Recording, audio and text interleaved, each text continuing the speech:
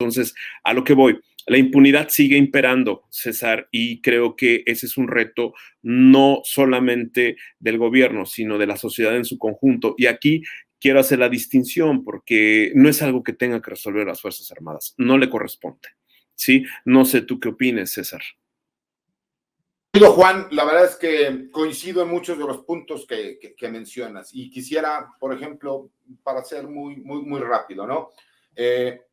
Realmente lo que el presidente hizo con la designación del general Sandoval, como yo lo he comentado ampliamente, fue venir a romper con esta famosa cofradía de poder que existía en el ejército mexicano desde hace varias décadas y que tú y yo sabemos y conocemos que la inicia el general Enrique Cervantes Aguirre y que él a su vez venía de otra cofradía de poder, no que fuera del general Marcelino García Barragán, ya que toda su carrera la hizo en la ayudantía de la Secretaría de la Defensa Nacional. Y aquí, por supuesto, pues eso vino a darle un cambio completamente a lo que son los altos mandos y la plana mayor de esta Secretaría de la Defensa Nacional. Y por eso vemos a generales jóvenes que vienen con una ideología distinta y que, por supuesto, están tratando de modernizar a las Fuerzas Armadas. Y es aquí donde yo veo que era necesario para adaptarlas a todas las nuevas obligaciones que se le están dando y como tú lo mencionas, no son ilegales, porque eso es lo que luego yo discuto con la gente. Sí tienen ellos la capacidad y la misma ley orgánica del Ejército y Fuerza Aérea los faculta para poder hacerlo. Hace 50, 60 años ellos realizaban muchas de esas funciones, tan es así que, por ejemplo, los ingenieros militares se distinguen de los ingenieros civiles. Son los ingenieros militares, los primeros ingenieros que hay en el país, y ellos terminan creando posteriormente esta escuela de ingenieros civiles. Y por eso se hace la aclaración. Pero sí entiendo cuál es la preocupación de lo que se pueda llegar a pensar o a tener desde el momento en que tenemos una Guardia Nacional que no terminó de dar el do de pecho, ¿no? ¿Por qué? Porque tenemos demasiadas esperanzas y expectativas respecto a la Guardia Nacional, porque entendemos, en mi muy personal punto de vista, que la Guardia Nacional tiene en estos próximos 3 años que salir a dar ya los resultados para lo cual fue creada, porque además el presidente de la República apostó todo su poder y capital político a que la Guardia Nacional no solo va a funcionar, sino que va a pertenecer a la misma estructura de la Secretaría de la Defensa Nacional. Por eso dividen, ¿no? Y les explico el porqué de muchas cosas, el que hay una Comandancia General de la Fuerza Aérea, una Comandancia General del Ejército y que exista como un órgano administrativo desconcentrado la Guardia Nacional. ¿Para qué? Para que no se diga que forma parte del ejército, sino de una estructura de defensa, ¿no? A nivel nacional, como en otros países alrededor del mundo lo hemos podido ver. Pero sí es necesario que la Guardia Nacional tenga, como bien lo mencionas tú, las capacidades para poder prevenir los delitos. Y el problema que viene aquí, y como bien lo abordas, la impartición de justicia no tiene que ver con las Fuerzas Armadas, ni siquiera con las fuerzas policíacas. Tiene que ver con el trabajo de las fiscalías, desde la Fiscalía General de la República y cada una de las fiscalías que hay en los diferentes estados o los que tengan todavía procuradurías, que me parece que por ahí son algunos. ¿Y cuál es la famosa problemática que nosotros tenemos? Hablamos de las facultades, ¿no? Por eso muchas veces se habla de que se está militarizando el país con desconocimiento, a mi punto de vista, porque no creo y no entiendo que quieran confundir o meter un término como militarización cuando no vemos la aplicación de leyes militares, ni de juzgados militares, ni de ministerios públicos militares. Si bien es cierto, estamos viendo la utilización de Fuerzas Armadas en muchas de las tareas que la gente creería o consideraría que no le corresponden, pero que esta misma ley del Ejército y Fuerza Aérea les faculta. Que no estamos muy acostumbrados, es posible, si me explico, pero las facultades legales las tienen. Que ahora sean retomadas para dejar de hacer negocios entre particulares, como lo hicieron en todos los sexenios anteriores, bueno, eso es distinto. Y por supuesto que van a ser criticados porque son el caballito de batalla de la Cuarta Transformación y porque el presidente se siente apoyado por las Fuerzas Armadas. Es tan sencillo que hemos visto en este momento todos los cambios que están dando el gabinete, porque ya viene la parte complicada, es ¿cómo vamos a cerrar el sexenio? ¿Qué es lo que va a trascender el día de mañana para la historia? Y para ser bien claros, se necesita una reforma estructural respecto a la impartición de justicia, porque no importa que las Fuerzas Armadas o las Fuerzas Policíacas hagan grandes detenciones, si el proceso de investigación que tendría que ir coordinado para la prevención del delito no se lleva a cabo. Y no se lleva a cabo por diferentes circunstancias. porque todo el mundo habla de la corrupción. Yo creo que el grave problema en México es la impunidad y después es la corrupción. Porque si nosotros vemos que el que comete un delito realmente es castigado, te aseguro que el que es corrupto se lo va a pensar 2 veces para poder llevar a cabo todas esas actividades ilícitas.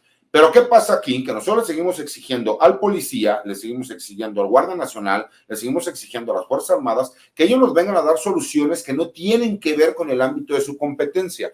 Porque si bien es cierto, ¿cuántas detenciones hemos visto que terminan realmente en sentencias, no? Y ese es el grave problema que tenemos. Pero aparte es porque las estructuras que nosotros tenemos están mal realizadas. ¿Por qué? A ver, cuando tú ves a un agente del Ministerio Público que tiene entre 300, 600 carpetas que tiene que manejar durante un año, nosotros queremos exigirle, y ya no hablemos de complicidad ni de corrupción, hablemos simple y sencillamente con el exceso de trabajo que tienen. Esas 600 carpetas de investigación que él tiene que defender, que tiene que ir a un juzgado y que aparte no se le autoriza a él cometer ningún error porque quien tiene los derechos es el presunto delincuente, pues obviamente ya llevan una gran desventaja. ¿Por qué? Porque yo te puedo decir que a lo mejor un abogado como yo no llevo más de 50 carpetas o de 50 asuntos en un año. Y simple y sencillamente voy a tener mayores capacidades, más personal, mejores recursos para poder hacer una defensa adecuada de un presunto delincuente. Y ahí es donde viene nuestro problema y que desafortunadamente tiene que ver con la percepción de la gente. Y yo creo que tú le atinas exactamente cuál es el problema. La impartición de justicia en México tendría que ir de la mano, incluso con la creación de esta Guardia Nacional, en cuanto a los mejores mecanismos. ¿Por qué? Porque cuando ya entramos a este famoso sistema, en donde después de que se realice una investigación, tienes que pasar por una fiscalía y de ahí presentarlo ante un juzgado, ya pasaron 3 filtros distintos en donde forzosamente se cometió algún error que pudiese ser tomado en consideración como una violación al debido proceso y entonces se vuelve a dar la impunidad. Y creo que es el problema más grave, mi querido Juan, que no hemos observado de forma correcta y que maliciosamente se lo terminamos achacando a las fuerzas del orden cuando no tendría que ser así. Sí, bueno, te resumo lo que acabas de decir, justicia transicional, ¿no? En el año 2000 tuvimos una alternancia en la presidencia de la República, no una transición democrática, una alternancia partidista. No cuajó la reforma de Estado que esperábamos, ¿sí? Una reforma de Estado donde realmente existieran instituciones, como en su momento, a mediados del siglo pasado, las reformas que dieron pie para la creación del servicio exterior como una institución de Estado, la diplomacia, las mismas Fuerzas Armadas en su proceso de institucionalización que va aparejado con el Estado mexicano a partir de los años 30. No tenemos en su equivalente algo así con la Fiscalía General de la República o las Fiscalías de los Estados, ¿sí? Eran oficinas del gobernador o del presidente en turno. O sea, no hay investigadores criminales profesionales, ¿sí? No hay una investigación real de los delitos, es decir, y por real me refiero más allá de las declaraciones y testimonios, muchos de ellos obtenidos bajo tortura, para configurar presuntos delincuentes, ¿no? Creo que hay un grave problema, sí, es un problema sistémico en la parte de procuración de justicia. Esto lo ligo con lo que mencionas de las reformas estructurales que hacen falta. Es una reforma de Estado que está pendiente desde hace más de 25 años, ¿no? Pero también tiene que ver con el hecho de utilizar a las Fuerzas Armadas como penicilina ante el cáncer que ha significado la seguridad en nuestro país.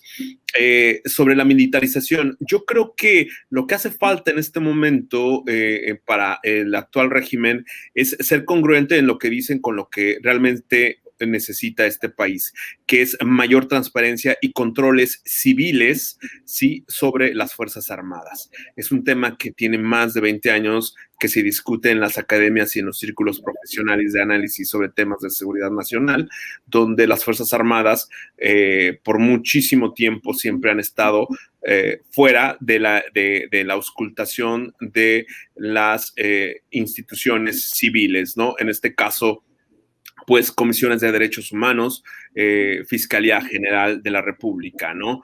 También hay una parte donde no se corresponde el hecho de colocar como todólogos a los militares cuando tú bien lo señalas, ¿no? Hay una responsabilidad constitucional que ellos tienen, unas atribuciones constitucionales que ellos tienen, pero también hay una necesidad de gobierno porque participen dentro de las labores y políticas que este gobierno está llevando a cabo. Eso es muy válido.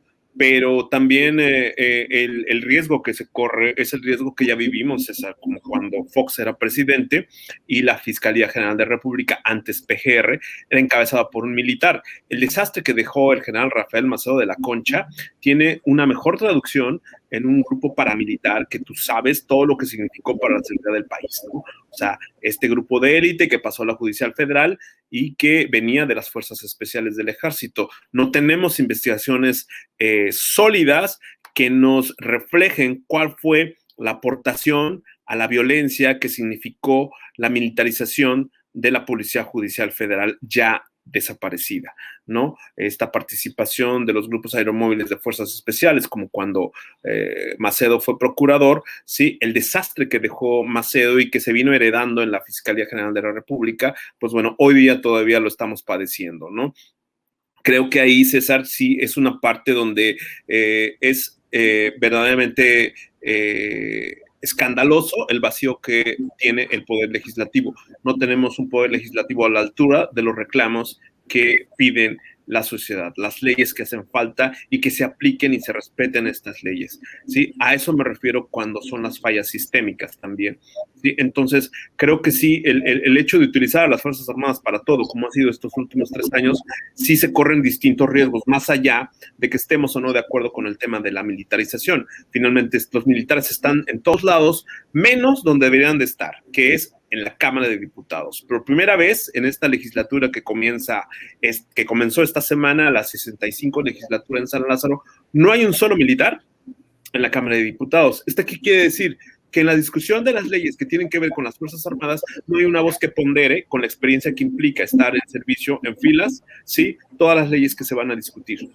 Sí, en otro momento lo hubo por parte de los partidos que estaban representados en la presidencia de la República, PRI, PAN, etcétera. Entonces, hubo legisladores de oposición en el extinto, o todavía por ahí, creo que está el PRD, hubo legisladores, sí, que se identificaban con las corrientes progresistas y que estuvieron en la tribuna en San Lázaro y en el Senado, ¿sí? Discutiendo, analizando, proponiendo leyes que dieran un mejor cauce a la labor que realizan las Fuerzas Armadas en nuestro país.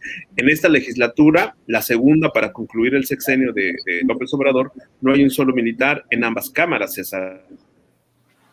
Sí, por supuesto, no, eso me queda claro, mi querido Juan, pero también tiene que ver, yo creo, que es que el presidente quiso mandar un mensaje claro.